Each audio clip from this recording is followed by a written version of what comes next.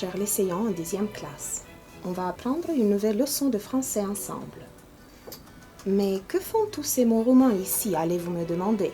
Avion, parfum, document, carnet, civil, concert, violette. Sachez que tous ces mots sont français avant d'être romains, car notre langue les a empruntés au français en adaptant la prononciation. Mis à part ces mots, il y a encore beaucoup de similitudes entre le français et le roman, car ces deux langues sœurs ont un ancêtre commun, le latin. Et vous rappelez-vous, elles font partie de la même langue, de la même famille de langues indo-européennes. Aujourd'hui, pour la leçon de langue française, le sujet est la langue française elle-même. On apprend le français à toutes les leçons de français. Cette fois, on va apprendre des faits importants sur la langue française elle-même et bien sûr tout ça en français. Avez-vous jamais réfléchi aux questions d'où vient le français? Comment il est apparu? Savez-vous quel âge a le français? Savez-vous des curiosités de la langue que nous apprenons ensemble? Quel est le mot de le plus long en français par exemple? Je vous laisse compter le nombre de lettres du mot anticonstitutionnellement considéré comme le plus long par l'Académie française. Quelle est la voyelle la plus répandue? Évidemment, E. Ou quel est le mot le plus court contenant toutes les voyelles françaises? Vous avez remarqué à l'écran, il s'agit du mot oiseau. Connaissez-vous des expressions typiques spécifiques pour le français? Pour répondre à ces questions et encore bien d'autres, installez-vous confortablement et suivez-moi dans le pays de la langue française. Pour vous mettre en route, je vous propose d'aller sur le site déjà connu, Le Plaisir d'apprendre, et d'apprendre de découvrir des informations curieuses sur le français. Allons-y. Le français est une langue officielle sur 5 continents. C'est vrai. Parce que même si le français a son origine en Europe, il est parlé aussi bien en Afrique, en Amérique, en Asie et en Océanie. Léopold Sédar Senghor a utilisé le terme francophonie pour la première fois. C'est faux, car ce terme a été inventé par le géographe et l'explorateur français Onésime Reclus. 54% des locuteurs quotidiens du français sont en Europe. Faux. La majorité des locuteurs francophones habitent en Afrique. La langue française sur Internet occupe la 8e place par le nombre d'internautes. C'est faux, elle occupe une place supérieure et notamment la 4e.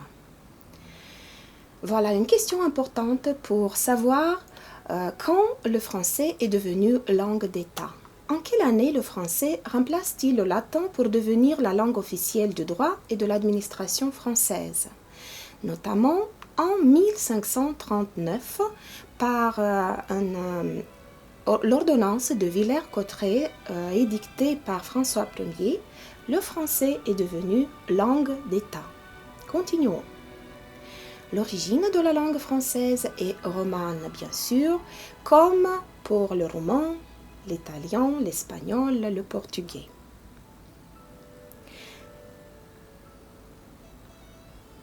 À combien est estimé le nombre de francophones dans le monde? On considère que dans le monde, 274 millions de personnes parlent et sont capables de s'exprimer en français.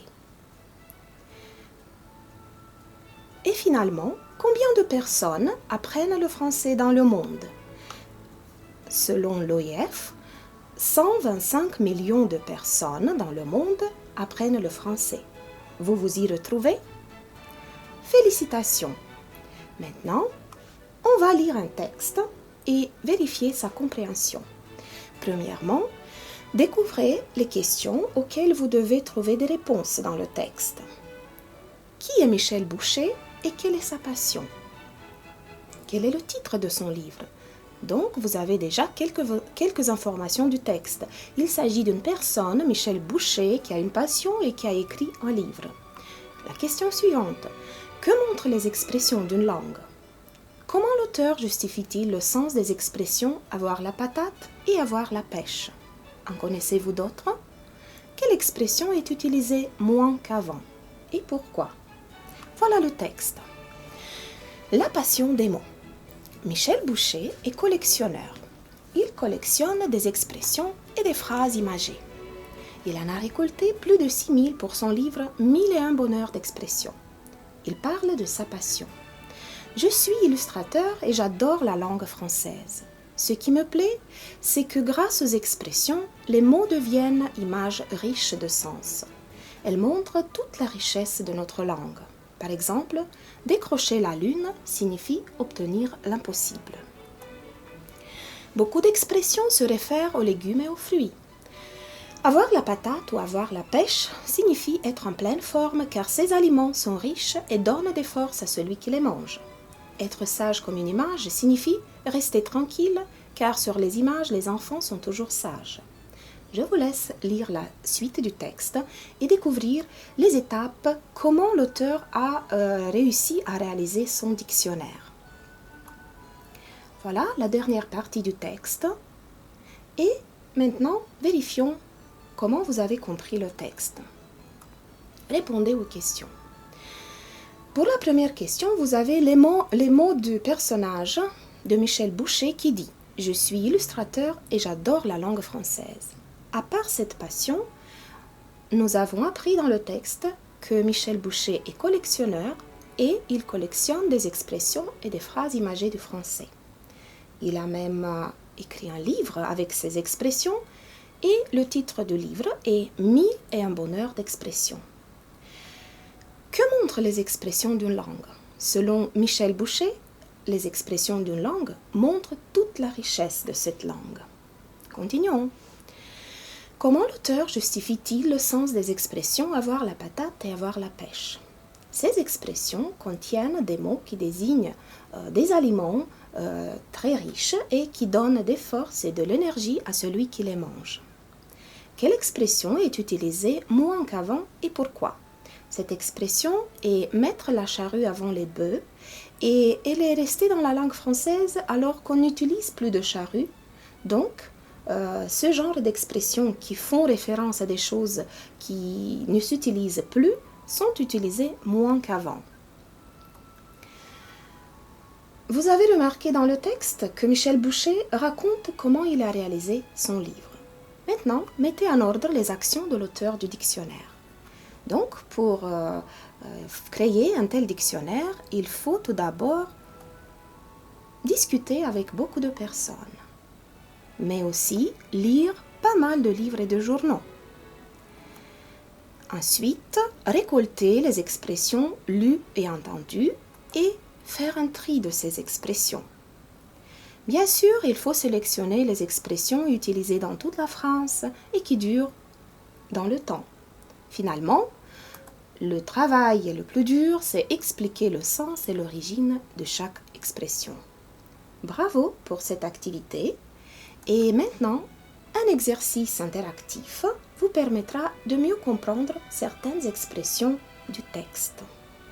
Trouvez l'explication de chaque expression. Une phrase imagée, comme vous vous rendez bien compte, c'est une phrase où l'on mélange le sens propre et le sens figuré. La patate, c'est la pomme de terre. Faire un tri, bien sûr, sélectionner.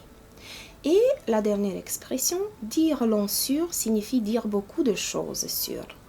Bravo, félicitations. Continuons. Vous avez appris quelques expressions imagées dans le texte lu. Dans les questions de la première activité, on vous demandait « En connaissez-vous d'autres ?» Voici venu le temps de découvrir quelques-unes.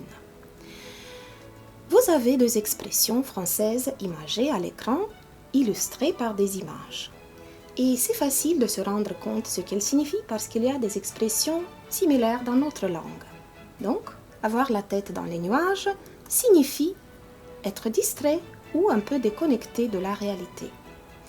En mettre sa main au feu, évidemment, signifie affirmer quelque chose fermement. On est très sûr de ce qu'on dit. Maintenant, essayez-vous à redécouvrir ou à reconstituer les expressions imagées en français à partir des images. Comment dirait-on en français, d'une façon imagée, raconter des mensonges? Qu'est-ce que vous voyez à l'écran? il y a un monsieur qui parle et dans ses paroles, on voit des salades. Oui, on dit comme ça en français, raconter des salades pour dire raconter des mensonges. Ensuite, vous avez un monsieur qui a un cœur sur la main. Et donc, en français, être très généreux, on peut dire d'une façon imagée, avoir le cœur sur la main. Encore 3 expressions imagées. Vous voyez dans la première image un monsieur qui est foudroyé par ce phénomène de la météo, qui est le foudre, et qui en français est associé à la passion amoureuse. Donc, tomber amoureux de façon soudaine ou immédiate, on dit en français avoir le coup de foudre. Avez-vous jamais eu le coup de foudre? Continuons. Dans la deuxième image, vous voyez le même monsieur qui jette des banknotes par la fenêtre, de l'argent. Donc, jeter de l'argent par la fenêtre signifie dépenser l'argent sans compter, gaspiller. Finalement, vous avez un monsieur avec un lapin dans la main et qui semble vouloir le poser sur terre.